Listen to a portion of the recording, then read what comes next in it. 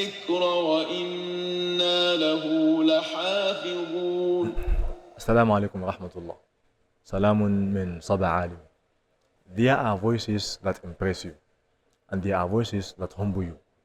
Voices that don't just recite the Quran, they make you feel as though the Quran is speaking to you.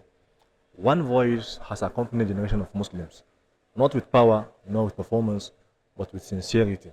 He was not the loudest, nor was he the most dramatic. Yet, millions felt that the Quran sounded closest to the heart when he recited it. This is the story of a man whose voice carried khushu', whose life was shaped by discipline and humility, and whose legacy still teaches us how the Quran is meant to be recited. This is Sheikh Muhammad Alminshawi, alayhi rahmatullah. بسم الله الرحمن الرحيم.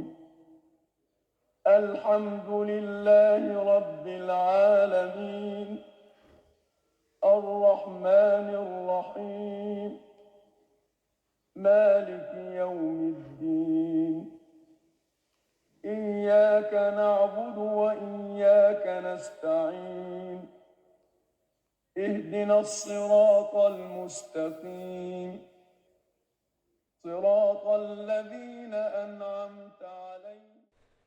Welcome to another episode of this Ramadan series of Custodians of the Quran. We ask Allah subhanahu wa ta'ala to accept all our ibadat in this blessed month of Ramadan. We ask Him to make it easy for us to continue to perform all these ibadat in the best way possible. Inna wali dhalika wal qadiru alayh. Like I made mention before, the personality of this course today is going to be Sheikh Muhammad Sadiq al-Minshawi alayhi rahmatullah. But before we begin, please do well to subscribe to this channel. This might look insignificant to you, but it goes a long way to help spread the message to a far and wide range of people. Jazakumullah khairan as you do so. Now back to the life of Sheikh Muhammad Sadiq al-Minshawi alayhi rahmatullah. Number one, his full name and early background. His full name was Sheikh Muhammad Sadiq al-Sayyid Muthbit al-Minshawi, born on the 20th of January 1920 in Alminshawi, Suhad Governorate in Upper Egypt. He was born into a distinguished Quranic family. His father, grandfather, uncles, and brothers were all renowned huffaz and reciters, making recitation a deep family heritage. Number two, early memorization and teachers. Sheikh Muhammad Sadiq al-Minshawi memorized the entire Quran by the age of 8. Showing extraordinary devotion from childhood. His first teacher was his father, Sheikh Sadiq al-Minshawi, who guided him deeply in tajweed and recitation techniques. He later studied under Sheikh Ibrahim al-Saudi and was strongly influenced by Sheikh Muhammad Rifat and Sheikh Muhammad Salama, two of the most respected reciters of the 20th century. May Allah spare our lives. We are going to be doing an episode about them also, as for all people to know more about these great scholars, whether in Ramadan or after Ramadan, inshallah ta'ala. In Cairo, under his uncle Sheikh Ahmad al-Sayyid, he continued refining his recitation and tajweed. His memorization and rigorous study earned him mastery of not only tajweed rules, but also emotional depth in delivery. Number three, early recognition and turning points. Sheikh al-Minshawi started by reciting in local masajids and competition across Egypt, where his unique voice attracted attention beyond his village. His style was shaped in these formative years, blending classical maqamat with heartfelt expression, making his voice both technically precise and emotionally compelling. Number four, what made his recitation unique? He was nicknamed As-Sawt al-Baki or Al-Qari al-Baki. As-Sawt al-Baki means the weeping voice, Al-Qari al-Baki means the weeping reciter, because of how his recitation would often move listeners emotionally, drawing tears and spiritual reflection. What set him apart was his deep emotional resonance, clear tajweed precision, and mujawwad mastery of recitation of the Qur'an. Many scholars and reciters have lauded his delivery. His recitation has been described as like a flowing spring that quenches the thirsty heart, encouraging deep spiritual connection. Number 5, his global reach and travels. Sheikh Alminshawi didn't remain confined to his homeland. His powerful recitation took him across Muslim worlds, including Indonesia, Jordan, Kuwait, Africa, Europe, and other continents, making his recitation known far beyond Egypt. He also recorded the full Quran multiple times, recordings that preserved his art and spread it globally. Number 6, his philosophy and spiritual connection.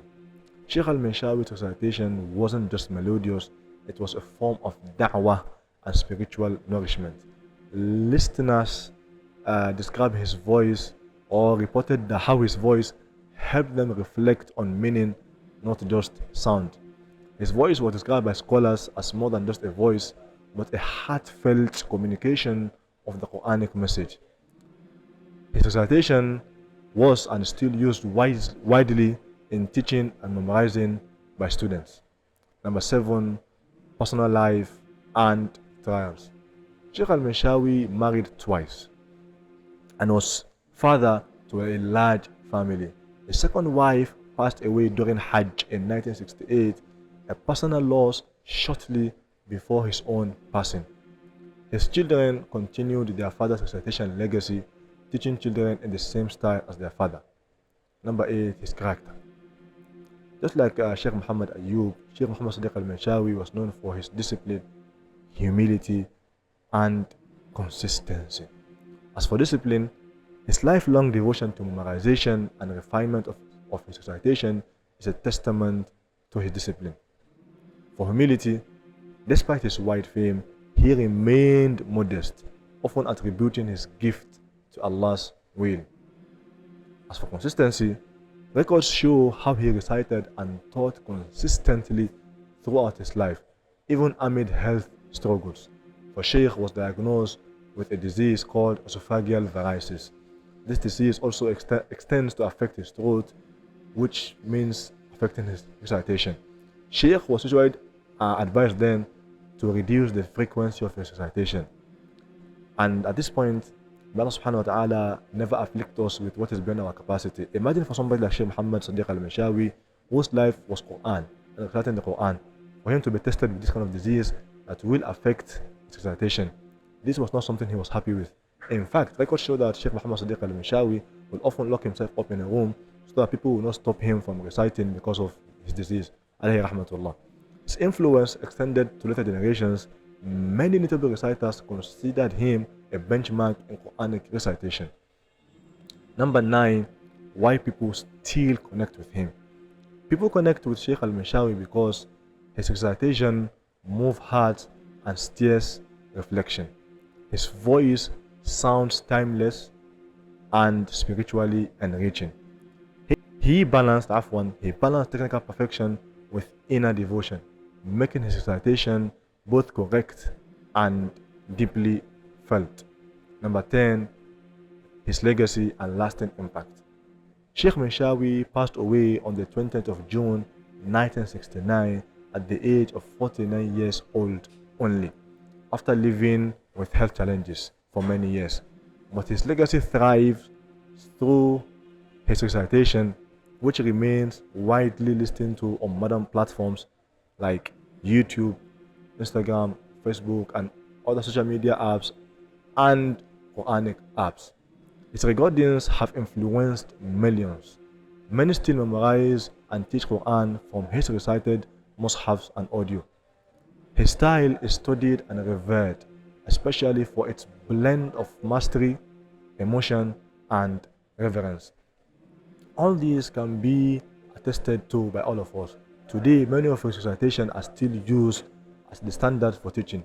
To mention one, his recording of Juz'u Amma, of the Muallim and the teacher-student recitation of Juz'u Amma is still used across the world today to teach the basics of recitation of the Quran. This alone is enough as a testament to his lasting legacy.